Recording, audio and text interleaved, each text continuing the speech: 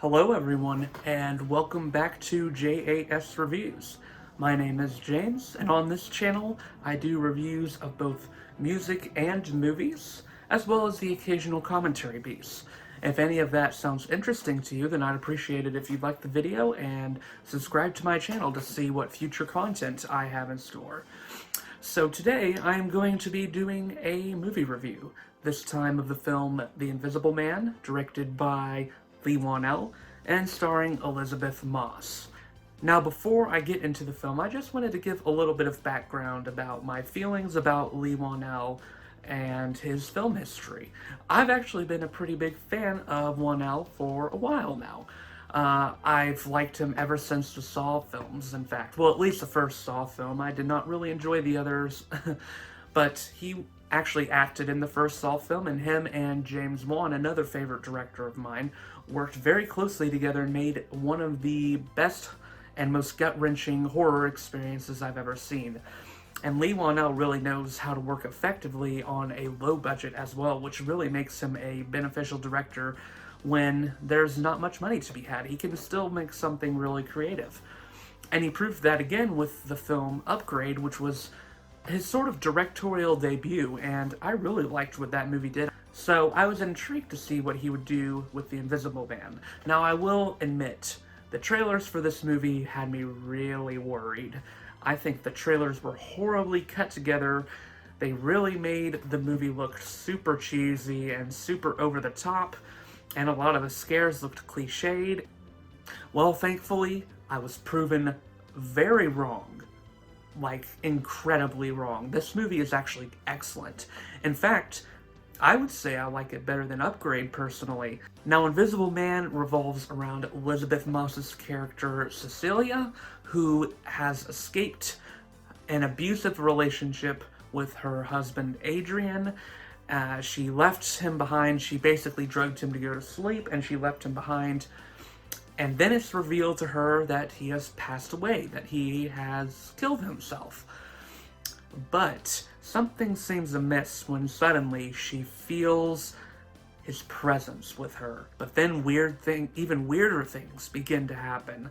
She begins seeing things move in the middle of the night. She begins to see her stove, like, lighting on fire randomly. And eventually she starts to suspect that Adrian isn't really dead after all, and he has found a way to become invisible.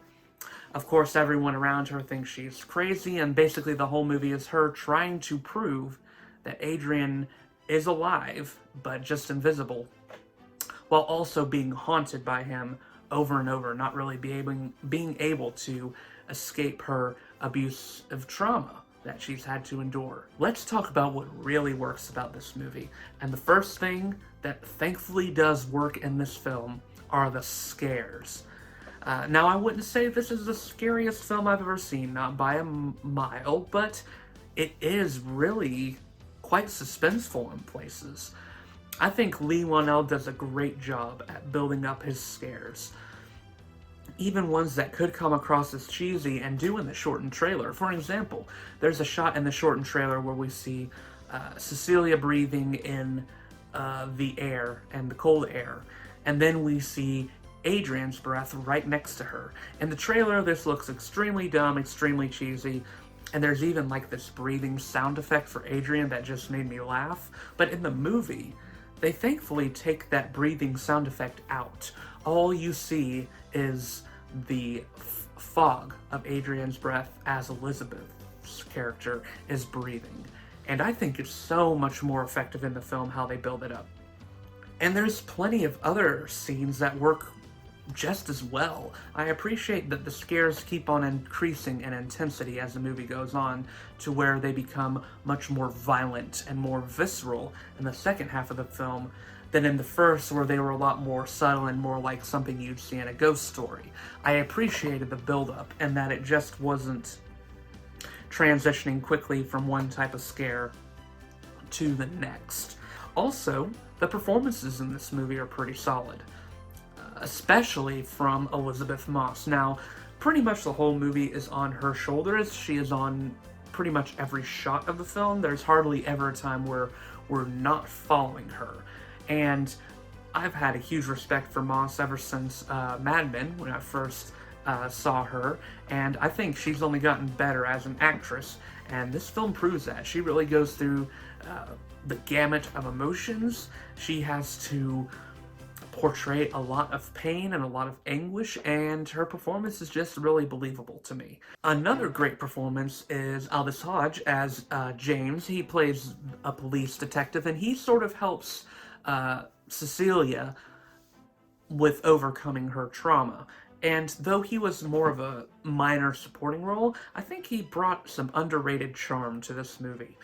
He brought some of the comedic relief to the movie, and I think his character in general was just really down to earth and really relatable, and someone that kept the film grounded when Cecilia, who was a relatable character for sure, but when Cecilia was going through all these heightened emotions, he kept his performance fairly consistent, which gave the audience someone to turn back to and someone to see the story through besides Cecilia. I appreciated that Leigh Whannell sort of created a balance. I also enjoyed Oliver Jackson-Cohen as Adrian. I do wish he had been in the film more, but for the time he was in it, I did like his performance. I think he brought across a lot of menace, a lot of subtle scariness to his character, which was, of course, perfect for the type of character he was.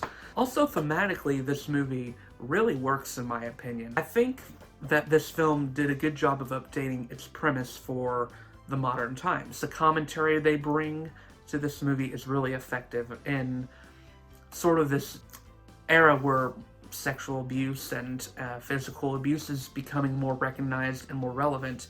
I think this film brings across an important message about how it's important to believe people who say these things, and it's just not right to immediately dismiss them as crazy.